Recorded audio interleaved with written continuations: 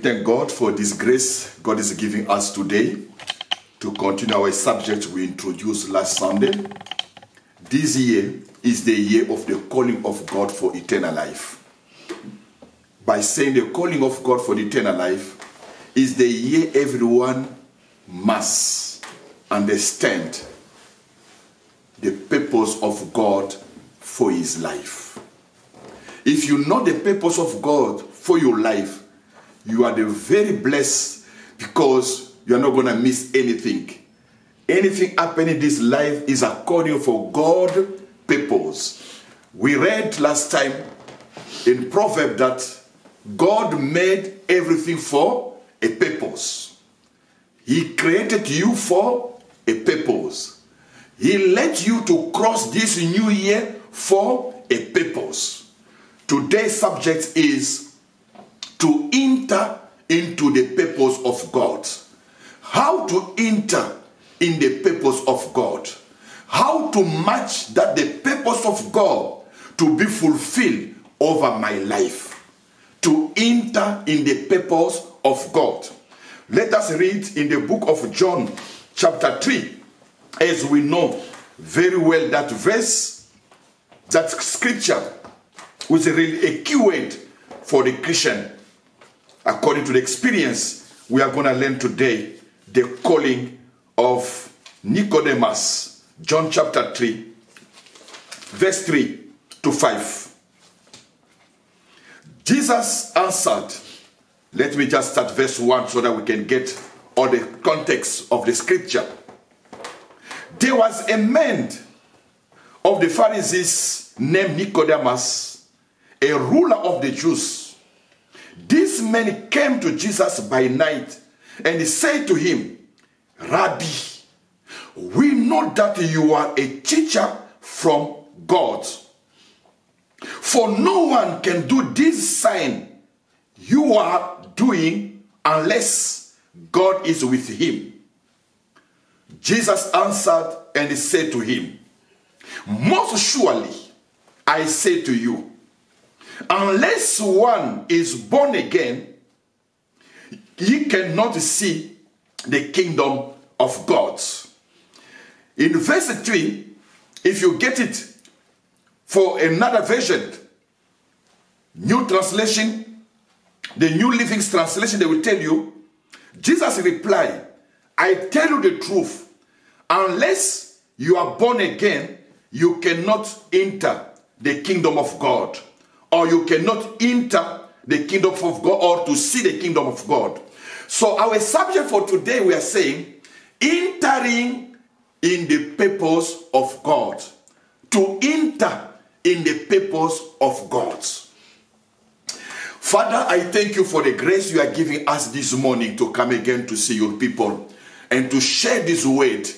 My God, this is a great year to know and to understand the purpose of my life. So that God, I don't waste my time for what I'm doing, not knowing that is what God is expecting from me. Open our eyes. Call me God. Open my intelligence to hear your voice. I believe in you, Jesus Christ. You are going to make us to enter the purpose of God in the name of Jesus Christ. Amen. Enter the purpose of God. Hallelujah. Today we are going to discover that even those who are called leaders in the church, in the congregation, in life, they all don't know the purpose of God for their life. It is not a matter of spending a long time or knowing the Bible, the scripture, that can tell you that you know the purpose of God. You can know by your intelligence, by your spirit, sometimes never receive the call of God. This morning, we're hearing that God is calling his sheep by their own name. Nicodemus was one of the rulers. He was a leader. He was someone who was taught in the scripture. He knew the scripture, what the Bible says, what Moses told them. He was well educated. He was a more proficient profiling a person at that time. And the Bible says he went to see Jesus Christ at night. Listen what was his question and get the answer Jesus Christ was giving to him in that question. He said, we know that you are a teacher came from God, because no one can do what are you doing, Jesus Christ. Full stop. What was the question? He just acknowledged that Jesus, you are the one came from God. According to the scripture, he did not add anything. But listen, Jesus Christ gave you the answer. By his statement, God understood what was his need. No, sometimes you don't need even to explain all the detail of your need, because God knows you better than anyone else. By that acknowledgement, say to Jesus, you are the one came from God, because God is with you. His expectation, Nicodemus' expectation was to listen the word of God from Jesus Christ. Hallelujah.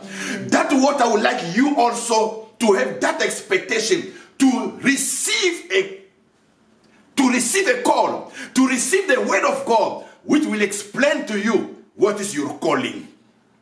What is the purpose of God for your life? Imagine this person, this leader. He learned about the word of God, but he did not know something we are going to discover today with you. When he said, you are the one God sent, and we were listening from God through you, God, through Jesus Christ, understood his will, understood his need. And what was the need of Jesus Christ, the need of Nicodemus? He was not yet enter the kingdom of God. That's what Jesus said to him, verse 3. Most assuredly, I say to you, unless one is born again, he cannot enter the kingdom of God. To enter the kingdom of God, that's what I'm calling to enter the purpose of God. As God created us to live forever with him, when he created man, he created him to have a fellowship forever with him. But unfortunately, when we followed to hear the voice of Satan through the serpent from our fourth parent, Adam and Eve, they lost that communion, that fellowship with Lord. And also the purpose of God was killed that day. Until Jesus Christ came to renew, to rescue, to restore that knowledge to have the purpose of God. And today, Nicodemus is going to teach us how to enter the purpose of God. We must understand God is spirit. And the spirit lives forever.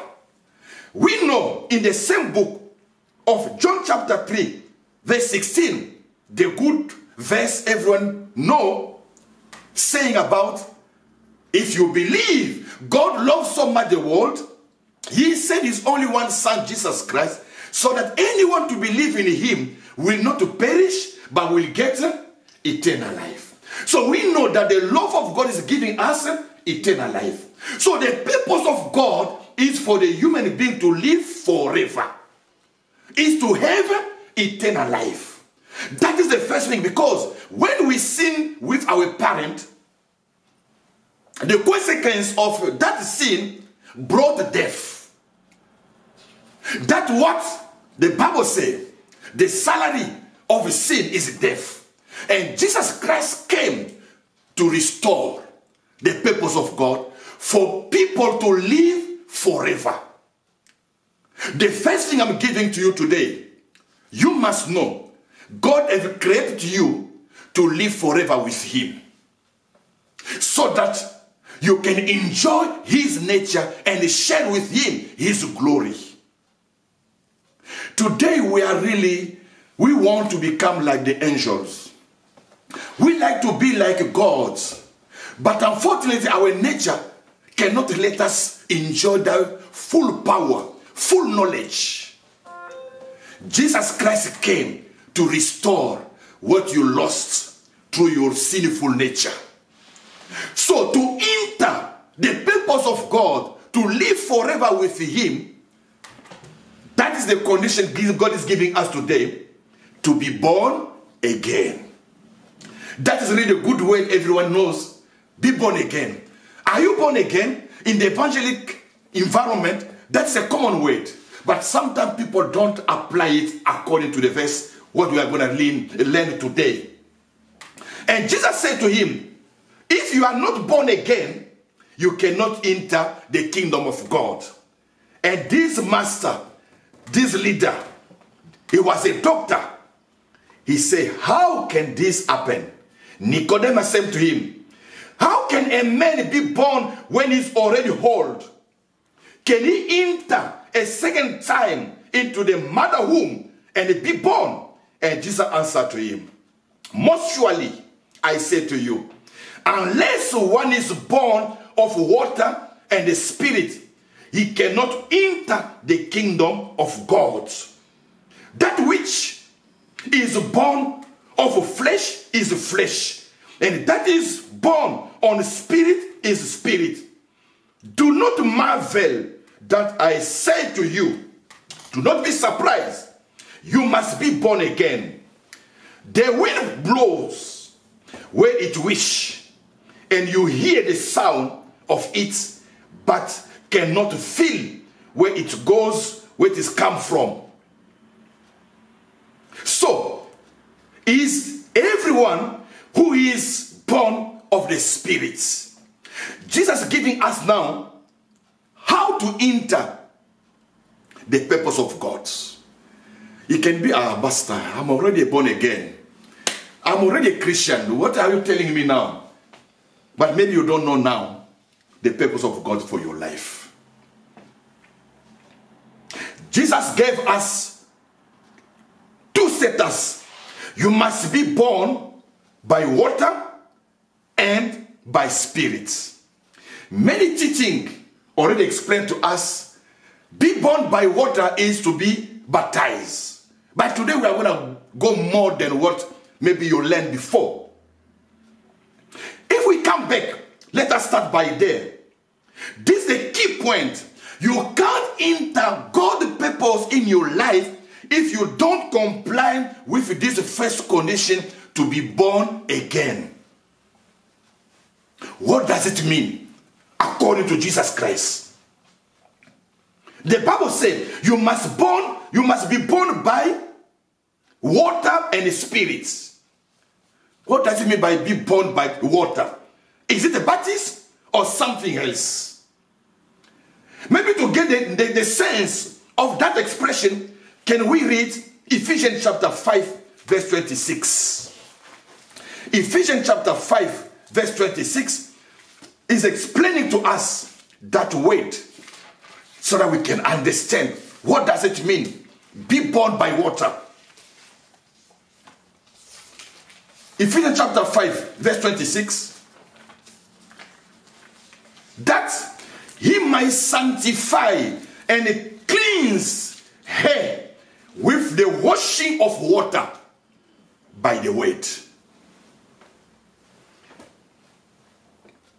In New Living Translation, so the simple English, the Bible says, to make her holy and clean, washing by the cleansing of God's word.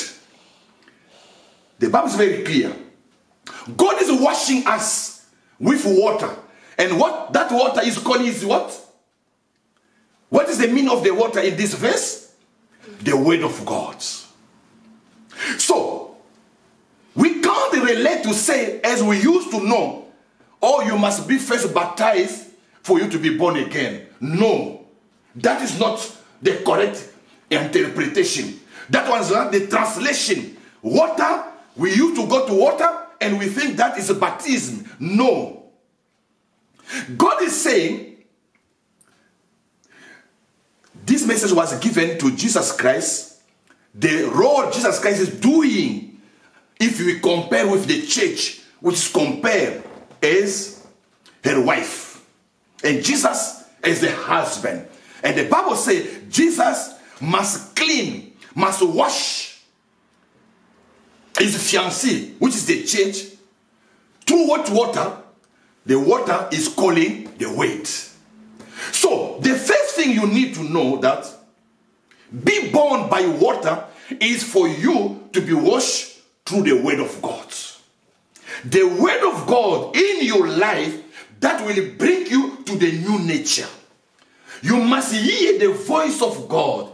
Believe in it, that will bring you to the new birth. Not to go to water. Because today, if you don't receive the word of God, you don't believe in it, but you just go straight to the baptism, that will be just washing water without any miracles, any spiritual implication. The first step for you to be born again, you need to listen to the word of God. And who is the word of God? Jesus Christ is the word of God. Everything was created by the word, and the word became flesh, and we saw him in his glory. And that word came. And in John chapter 1, verse 12, the Bible says, by those who believe in him, who receive him, the word gave them the power to be called children of God, who was born not by the flesh, not by the will of man, but by the will of God. Are you getting that now, the explanation from John chapter 1, verse 12? Let's go back. John chapter 1, verse 12. As you know it, but as many has received him, to them he gave the right to become children of God. What did they receive? The word. That the word became flesh. They received the word. So you can't be born again if you are not receiving the word of God in your life.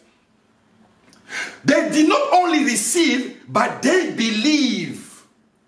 They receive and they believe. You receive the word by hearing and you accept it in your life. And the Bible says, God gave them, of course the Bible says, the word gave them the power to be called children of God. Verse 13, who were born not of blood, not of the will of the flesh, not of the will of the man, but the will of God. To be born again, the first things, receive the word of God. Believe in it. That what will bring you to the new nature. Which way should you believe in? That Jesus Christ is the Son of God. He died on the cross for your sin to cleanse your life. From that message that you can get eternal life. Listen how Paul is explaining that word of salvation in Acts chapter 13, verse 36.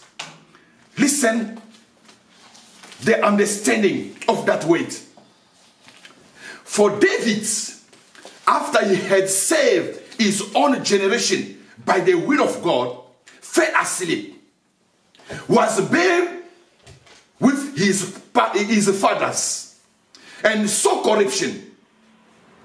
But he whom God had raised up saw no corruption.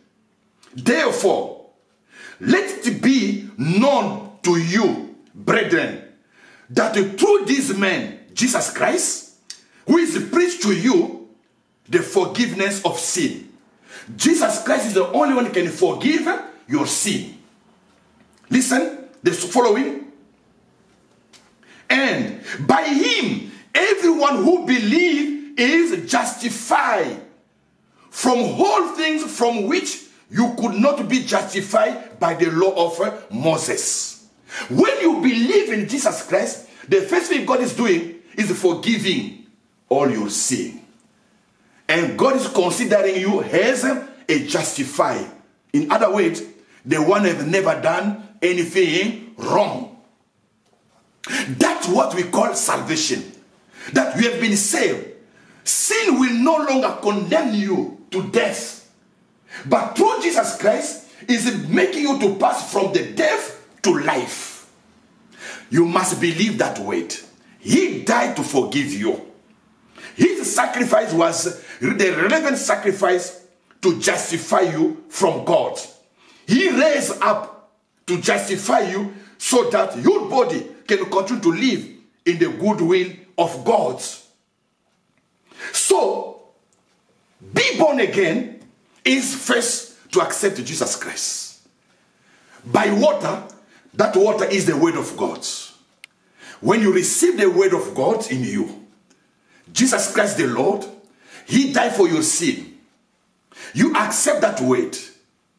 Since he died for my sin, you decide no longer to continue doing wrong in your life. That's the starting point to enter God's purpose.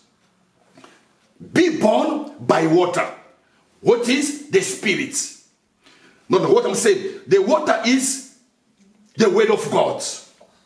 And the Bible confirms in John chapter 15, verse 3. Just to confirm you, the water they are talking here is not the baptism, but it's the word of God. John 15, verse 3. Listen what the Bible says. You are already clean because of the word of God which I have spoken to you. Abide in me, and I in you, as the branch cannot bear fruit of itself unless it is abide in the vine. Neither can you unless you abide in me. It's very clear. You are already clean through what? The word are you listening. The word I spoke to you make you clean. When we are receiving the word of God, God is cleansing our life. Because the word of God has got the power to justify us through Jesus Christ. And the same things can be confirmed. Chapter 17, verse 17. The same book of John. John 17, verse 17. Just to give you foundation in your faith to understand. The water Jesus Christ was talking about was not the baptism, but it was the word of God. People are supposed to believe. And Nicodemus was supposed to believe.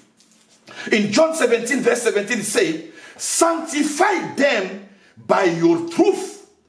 Your word is the truth. Sanctify them by your word. When you are receiving the word of God, God is sanctifying you.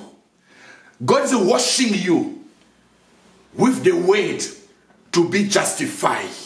For him to consider you as a newborn. The new birth is coming to you for you to receive that eternal life and to enter God's purpose. So the first things you need God to do, his purpose in your life, is to believe in Jesus Christ through the word of God.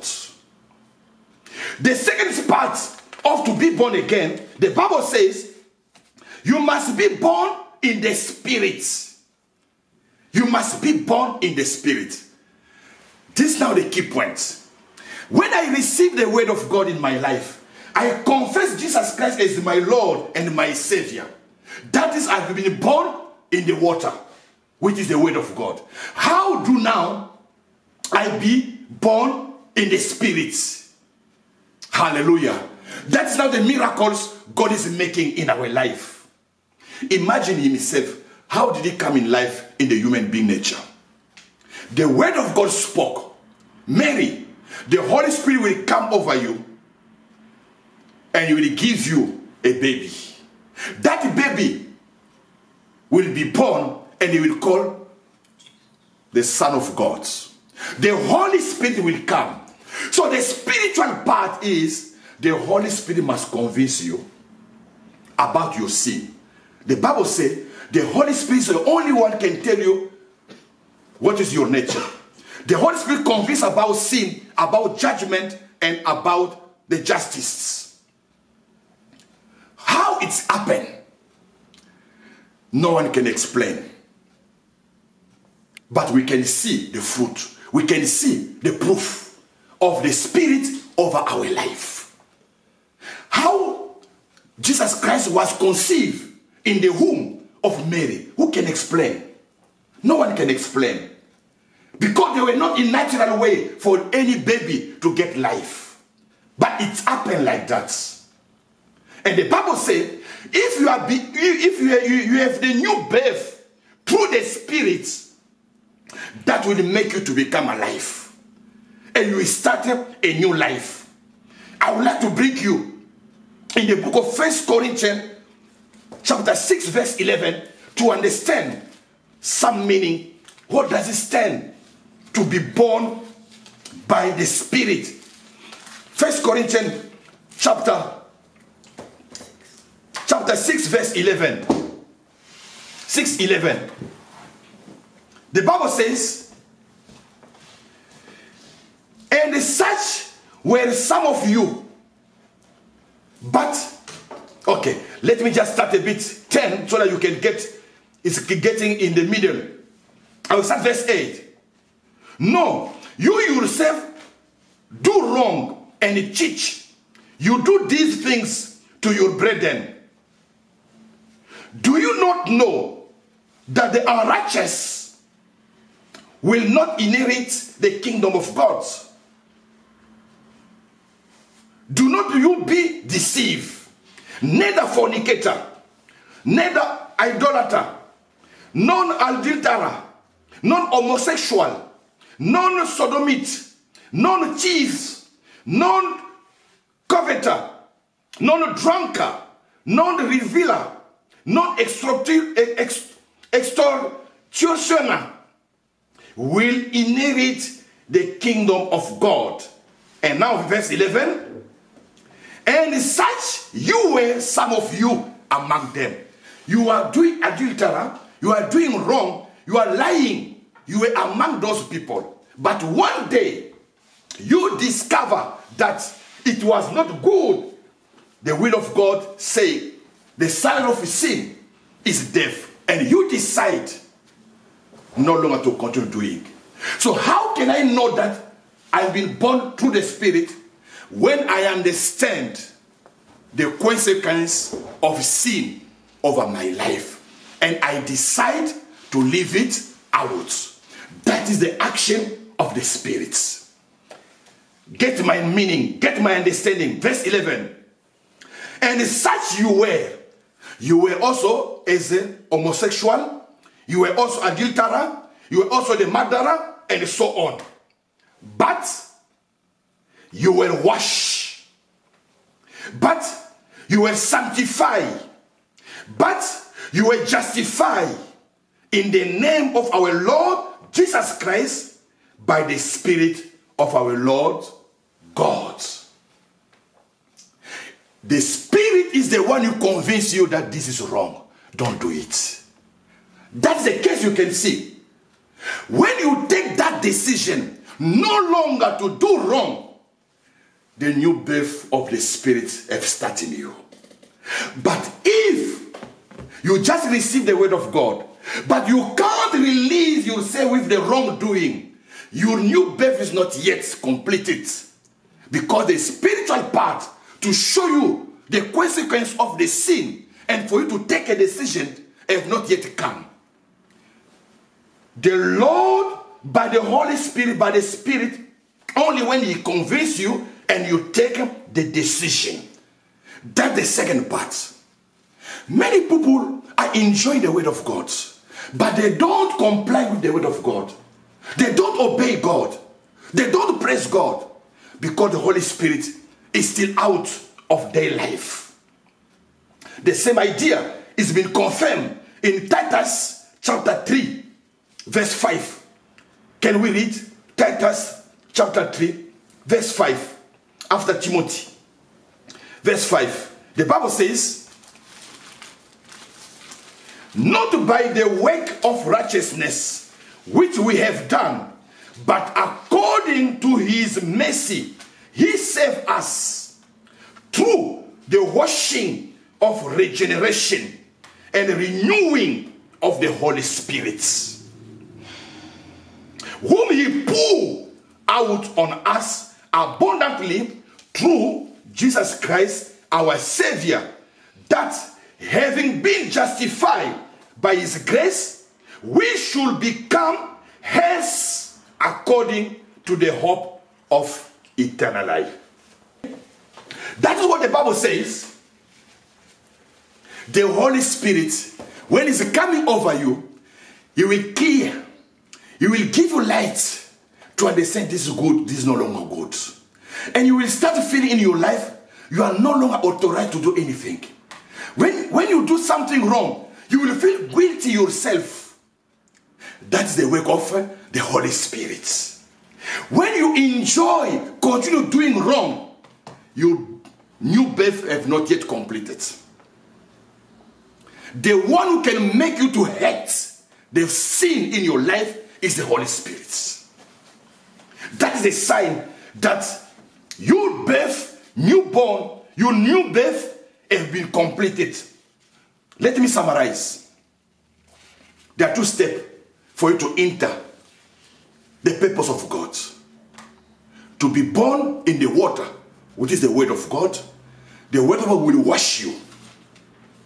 When you hear the word of God, Jesus Christ speaking, you believe in him, you call him to enter your life. The first part. When the Holy Spirit will come in, he will convince you about sin. And when you take a decision to leave it out, that is the completion of your new birth. That is the step. Why did I make time to explain? Many people are in the church, but they have not yet been born again. Nicodemus was a teacher, a pastor. He did not know it. He did not even ask to Jesus Christ. Jesus Christ saw him and understood his need. You are a lecturer, you are a teacher, you are a master, but you don't know how to enter the kingdom of God, how to enter God's purpose. Believe in Jesus, regret your sin, confess and take a decision no longer to do it. That is not by your own force and power. The Holy Spirit will give you that power. Then you start now the new journey, the new trip in spiritual life to discover God's purpose over your life. But let me help you first to go more better and deeper. Can you see if today you are really a Christian? Did you already be born again? Which word did attach? Which word did touch your heart? From that word, you decide to become a Christian. To accept Jesus Christ. That way it started. Paul was saying, check yourself to see if you are really a Christian. Are you really a Christian? Listen, the Bible is asking us evaluation. 2 Corinthians chapter 13 verse 5. 2 Corinthians chapter 13 verse 5. This message is given to the Christian. Those are already serving God in the church. It was not for the pagan. They were in the church serving God, but they were not yet be born again. They've never come in the purpose of God. There's been deceived by doing the work of God, singing, serving, giving offering without God knowing them. Listen, the Bible says, examine yourself as whether you are in the faith. Test yourself. Do you not know yourself that Jesus Christ is in you? Unless indeed you are disqualified. Is really Jesus Christ in you? Is really Jesus Christ your master? If you really be born again, your test must qualify you. If not, it means something is doing wrong. You will understand with me today. But I trust that you will know that we are not disqualified. Check to see if Jesus Christ is your master. Why did Paul write this question to those who are supposed to be called Christian? Why? Because they saw some misinterpretation of the understanding of the word of God. I'm breaking you now. In 1 Corinthians chapter 5. Listen, the work was be done in this church. 1 Corinthians chapter 5, verse 1 to 5. Can we read with you? And you will tell me if those people were born again or not. This is a church where they used to experience the Holy Spirit. They speak in tongues, they pray, they sing, they worship. It's a church was very active at that time of Paul. But listen this letter. To whom it was addressed. It is actually reported that there is sexual immorality among you. And such sexual immorality is not even named among the Gentiles, those who don't know God. That a man is his father's wife. And you are proud of. And you have not rather man that he who has done this deed might be taken away from among you. For I indeed, as absent in the body, but present in the spirit, have already judged, as taught our present, him who has so done this deed. In the name of our Lord Jesus Christ, when you are gathered together, along with my spirit, with the power of our Lord Jesus Christ, deliver such one to Satan for the destruction of the flesh, that his spirit may be saved in the day of our Lord Jesus Christ. Which good story are we hearing here? This is a church. It's not a pagan, it's a church. Corinthian church. What did they observe there? They were doing the immorally sexual life. At the point, can you imagine that things to happen? Your stepmother become your girlfriend. Can you imagine it? Your stepfather become your boyfriend. Can you imagine it? Which kind of level of satanic power was leading the church? All the congregation was down. And the Bible even say they were proud. Hey, me, I overcome my stepmother. Me, I overcome my stepfather. Can you imagine the heart of God, how it was really troubled? They were Christian. If I can give you a lecture, a lesson, a teaching on the Christian of the Corinthian church, you will see that the church who used to experience the spiritual life, the spiritual gifts. But look at, the Bible doesn't hide anything. They wrote it. Can we say those people were the Christian? But they were sinking. They were in the church. That's the reason the Paul is saying, examine yourself. My message is coming to you, my brother, my sister. Before us to go further in this year of the calling of God, of the purpose of God, to see the power of God. Oh my God, I thank you for already showing us people coming back in life. You have resurrected people believe in you. You have made some miracles already. But this grace will be only for those who are really entered the purpose of God. If you have not yet entered the purpose of God, you will be just a spectator. You will see others enjoying the power of God. But when it happens to you, maybe you will pass away. This is a time for your repentance. Otherwise, you will see it without enjoying it. Are you born again? There are 3 signs for you to know that you are born again. The first one, you need to acknowledge which word did it touch your heart to make you decide. That one you must understand it.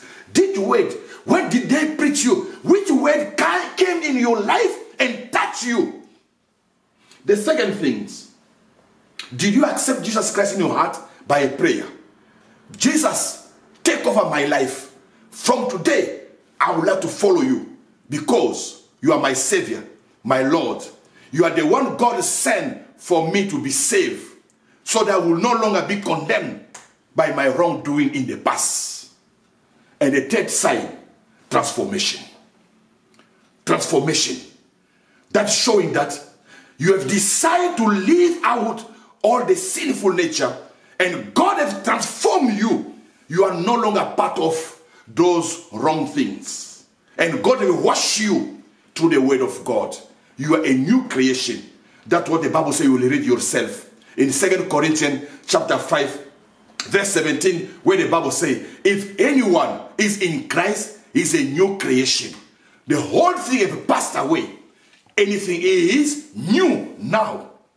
Are you new to expect God's power in your life?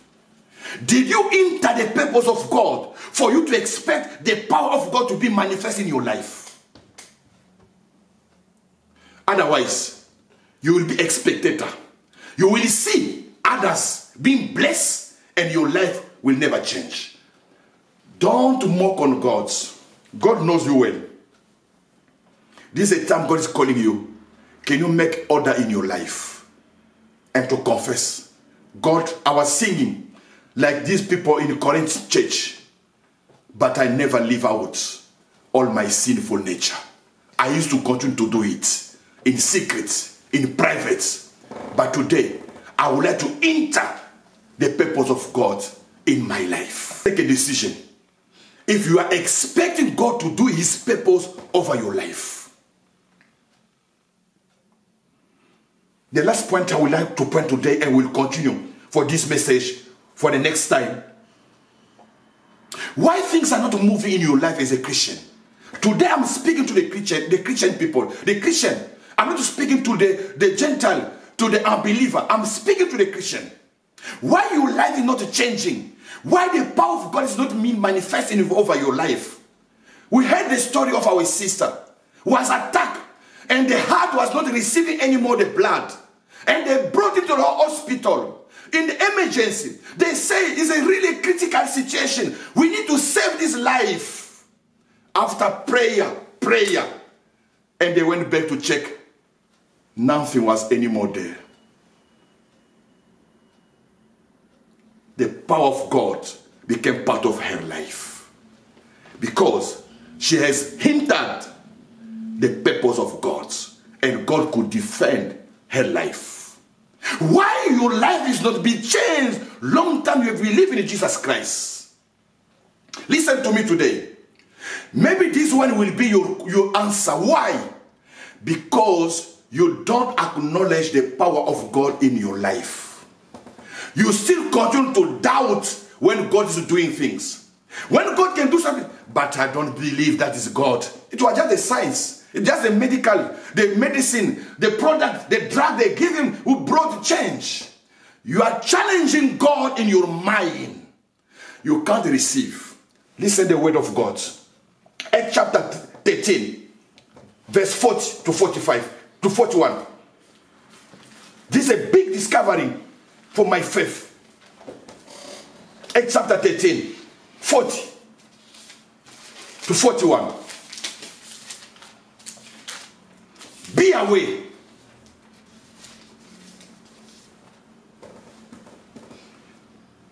I'll just read in simple English one. New Living Translation. Be careful. Don't let the prophet's word apply to you. For they said, look, you mockers, be amazed and die. For I'm doing something in your own day, something you will not believe, even if someone told you about it. Please, come back in verse 14. What's the prayer of Paul in verse 14? Paul, what he's saying? Don't let this word to be applied in your life. Don't let this word to come through your life. What is the word? I will do something amazing. You will see it, but you will not enjoy it. Look, you mockers, be amazed and die. You will be amazed and you will die. My God, me when I will be amazed, I will praise God and I will live. Praise the Lord. But if you continue to mock on God, don't mock on God. You are continuing doing wrong and you say you are a Christian. You are mocking on God. Don't despise God in your life. Otherwise, God will show you wonders, but you will not enjoy it and you will die. Today is the day of decision. That's the way Paul say, don't let that word to be applied to fulfill over your life. It is prophesied that you will see the amazing things, the powerful, the wonderful things, but you will die. Even someone to come to explain to you, you will not believe.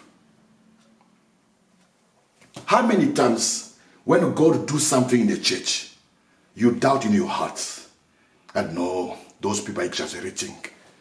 How many times in your life, when you see something God is doing amazing, people are praising God, they are touched, but you are really insensitive, like you were not there. How many times that happened to you? Take care, be away. The Bible says there is a word over you. You are a mocker. You are a mocker. And the Bible says you will see it, but you will die. Today, I'm bringing you to repent. As Paul was saying, don't let this word to apply in your life. My prayer today, to stand, to say, God, when I will see the amazing things, I will praise God and I will live. Praise the Lord. For I'm doing something in your own day. Something you will not believe. Even someone told you about it. When I told you about that sister was healed miraculously, he saw the miracles in his life. The medicine, the doctor said there were a problem, but now we can't see anything else. Did you believe me? They say, oh no, but all those people are just, they are telling things who are not true. There is a verse against you. Do you believe that God is powerful to do miracles even today? Pray God to remove doubt in your life. Otherwise, you will see and people will get blessing, but yourself, you will not benefit on that. Today I received a message. Why sometimes many miracles happening, people are not believing? Because of this verse. Because of this verse. They will see it, even they speak to them, but they will not believe in it. And the message for today, Paul is saying, can we pray so that this thing not happen the way it was written against you? This year, you will see the powerful God. Start to believe when they are giving testimony from other people. When you start praising God with their testimony, your time will come. But when you are not in touch in fellowship with them, you continue to doubt in your heart, or you continue to mock on God, doing wrong, by cheating people, by lying on people that you are a Christian, you will see it and you will die. I don't like to hear death in our church. I don't like to hear death in our environment. Today, God is making you away. There is a prophecy against you, mocker. There is a prophecy against you, despair. You are despairing God. You are not giving honor to God. Continue doing wrong in your life. Today is a day for your repentance, for you to benefit what God has prepared for you. I would like to call you back to close this meeting for today. The entering of the purpose of God.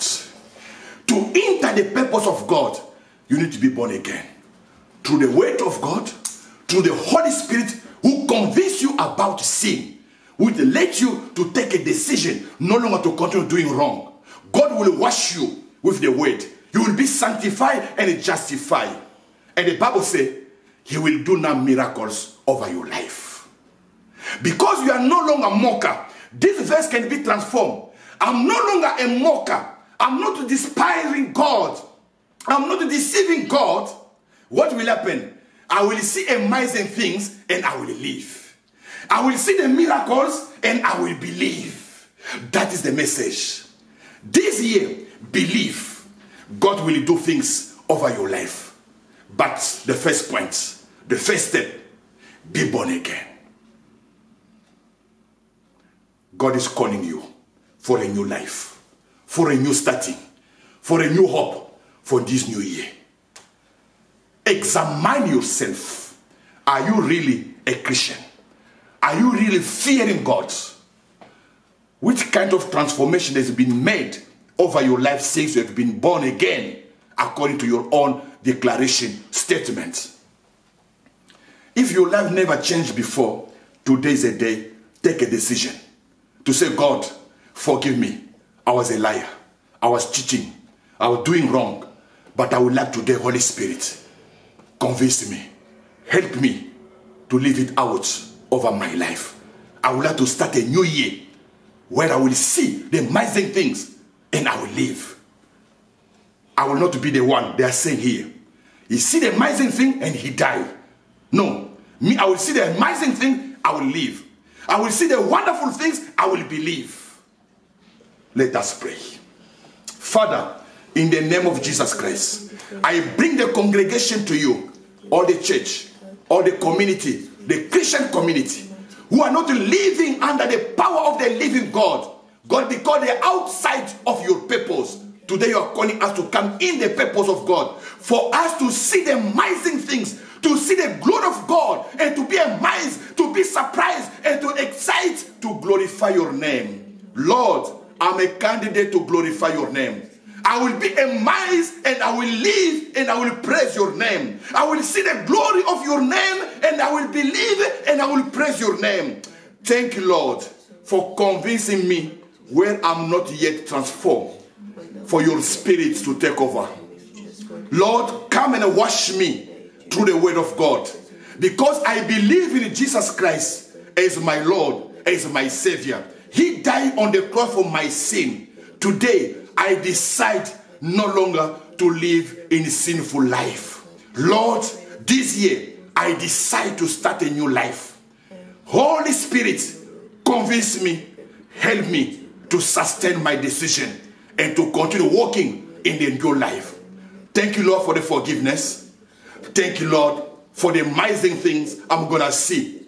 Enjoy and testify your name in the name of Jesus Christ. I pray. Amen. Amen.